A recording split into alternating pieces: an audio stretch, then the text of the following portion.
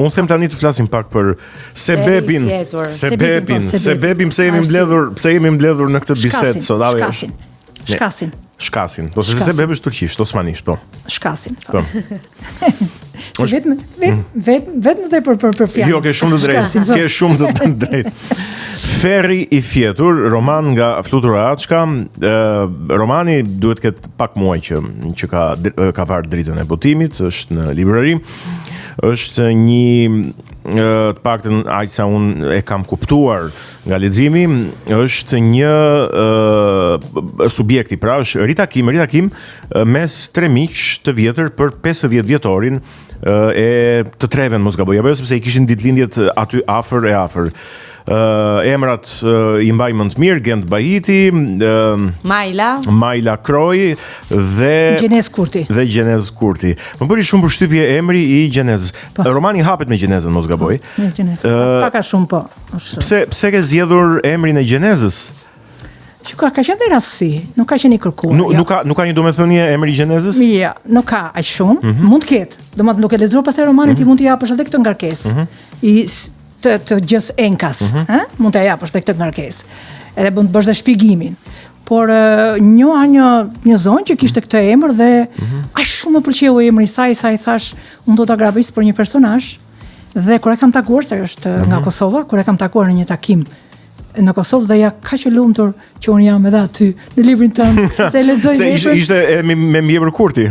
Jo, nuk ishte Kurti, emri ishte Gjenez. Do ta më dha leje për ta marrë, nuk i mora leje, po gjithsesi, dhe tani jam e kënaqur që emri im është aty. Është emër i rrallë, nuk e kam dëgjuar shpesh, po them se i ri libri tim. Po, ka një. Dhe të tre këta personazhe në fakt përjetojnë një udhtim, unë do ta konceptoja dhe sigurisht që këtu në këtë bisedë unë nuk do të tregoj gjithçka nga subjekti sepse ngelet për të lexuar dhe ju siguroj dhe të Viola që është një libër shumë i mirë, ta sugjerova si libër. Po, ma sugjerova. Mua më ka pëlqyer, e kam shijuar jashtëmaze. Është një udhtim më shumë se në kohë, padyshim në kohë. Këta janë tre miq të vjetër që nga fëmijëria, nga shkolla, nga universiteti dhe pastaj derisa rrugët e tyre në jetë janë ndarë në emigrim. Dhe më shumë se sa një udhtim në kohë është një udhtim shpirtëror nëpër plagët e këtyre tre shqiptarëve, nga diktatura, periudha e trazuar e tranzicionit e deri në të tashmen ku ata takohen në 50 vjetorin në Trieste, mos gaboj apo jo. Në Firenze, ndjes, në Firenze, po është edhe Duomo aty i Firences. Saktë, vërtet. Çfarë mund të thuash diçka të veçantë për këtë roman përpara se mua të më vi pyetja e radhës së kokë? Po. Egon është në fakt është një roman, po them, për identitetin. Është një pyetje e madhe, është një pyetje që bëhet sot, është pyetje e Europës së sotme. Për shkak të këtyre lëvizjeve, të mëdha të popullsisë, emigrimit dhe gjërave të natyre, cili është identiteti ynë, i njerëzve që shkulen, i njerëzve që ikin? A e kemi mbetur neve me identitetin ton, pra a është identiteti një gjë e ngurtë, ajo që kemi bartur, po them etnike, apo është një gjë fluide, që mund të lëviz për shkak të rrethanave ku ti shkon? Kjo është pyetja thelbësore e librit. Ti marrim shpjegimin. A jemi ne njerëz me të pasur, duke qenë pjesë ose duke u përfshirë në një identitet tjetër, dhe a marrim, absorbojmë, a e rrisim, a është më fluide, komunikojmë? Kështu ka ndodhur me personazhet. Sigurisht ato kanë tre qasje të ndryshme ndaj atë dheut. Kur ti ikën, çfarë të ndodh me atë dheun, me atë që ke lënë pas, që është jeta jote, kujtimet e tua, prindrit, toka, gjithçka tjetër. A je jeti sklav i së shkuarës tënde apo ti shikon nga e nesërmja?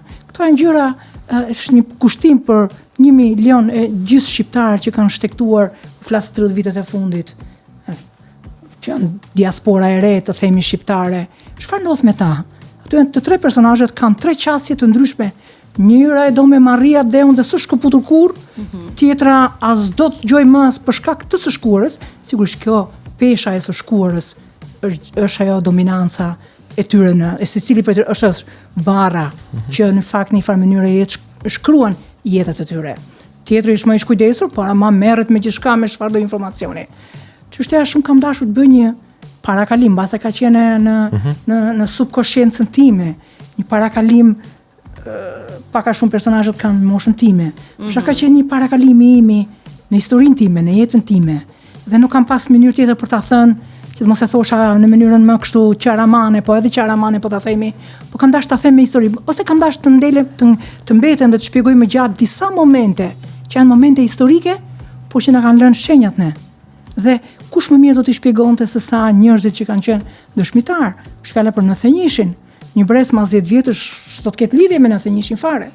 Është 97-a, është 90-a, është 76-a, çfarë ka ndodhur 76-ën.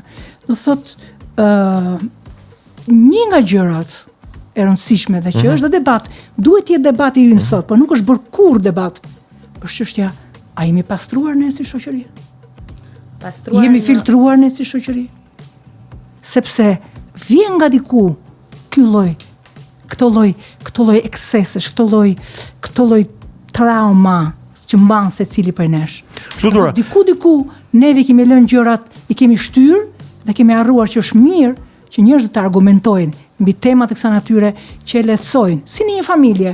Nëse ti nuk argumenton në një familje mbi një çështje që mundon, nëse nuk komunikon, atëherë ti s'di të ta mbash gjithmonë këtë breng. Ne në këtë stad jemi, edhe si shoqëri. Ne i kemi mbyllur, i kemi volosur këto brenga, por nuk i kemi shëruar kur. Nuk i kemi shëruar kur plagët të 90-s, të para 90-s. Doja të thoja që një element që më ka pëlqyer shumë është referimi që ti e ke bërë komedisë hyjnore të Dante Alighirit në forma të ndryshme, në citime të ndryshme gjatë romanit, duke e lidhur pak edhe me rrethin e 10 të Ferrit. Tani, është kjo një përpjekje për të bërë një farë pastrimi apo një përpjekje për të dënuar, për të ndëshkuar në Ferr të gjithë ata që kanë shkaktuar traumat e kësaj shoqërie? Në fakt, unë thjesht është në formën e një kujtese, unë vetëm kujtoj shoqërisë, kujtoj lexuesit që pra nuk mund të shkosh të shohësh të ardhmen nëse nuk e ke filtruar të shkuarën. Këtë e kujtoj shoqërisë shqiptare. Por kam pasur ndoshta edhe këtë ngarkesë që mund vi edhe prej kësaj nervi të angazhimit edhe të politik, ta themi, megjithëse librin e kam shkruar më herët në 2016, 2015-2016. Ore, çfarë ndodh me këta njerëz, meqense është tani kategorike, sepse ashtu është në Bibël, ashtu është edhe te Danteja, që janë 9 rreth të Ferrit. Po, secili shkon sipas mëkatit që ka bërë, shkon në rrethin e tij. Po. Por çfarë do të bëhet me këta që i kanë të gjitha këto mëkate bashkë, siç i kemi njohur ne? Se po të mos i kishin, do të ishte bërë Shqipëria. Ne do të kishim bërë një Shqipëri më të mirë, po pëzaten se kanë pasur komplekse mëkatesh këta, që mund të ketë ardhur edhe për shkak se vim nga ato njollat e së shkuarës, të diktaturës, për shkak se një pjesë e tyre ishte një elitë që nga elitë e komunizmit u bë me një erë të nesër elitë. S'mund ndodh, shumë e vështirë të ndodh që nga një elitë të transformohesh brenda natës. Do duhen të paktën dhe 50 vite. Minimumi 50 vite që ke kaluar. Pra po të njerëz gati e ka përcyer, nga ish spion, tani u bën tani po na shpjegoj, japin leksione për demokracinë. Pra kërciti diku kjo shoqëri nuk u pastrua. Dhe ndoshta kjo gjë është vetëm një kujtesë. Ferri 10 është sigurisht është një simbolik. Është një konvencion që unë e kam përdorur për të shpjeguar këtë gjë që shoqëri ne nuk kemi ndërtuar. Politikën që kemi ndërtuar nuk është një politikë e pastruar. Dhe çështja është çfarë do të bëjmë me këta njerëz. Ka ardhur një moment sigurisht që shoqëria është bërë më e ndjeshme. Dhe prandaj ka ndodhur çfarë ka ndodhur vitet e fundit. Po jemi akoma në proces. Qartë, mirë. Ne akoma shumë punë. Ne do të vazhdojmë të flasim për Ferrin e Fjedhur vetëm pas një tjetër hapësire muzikore.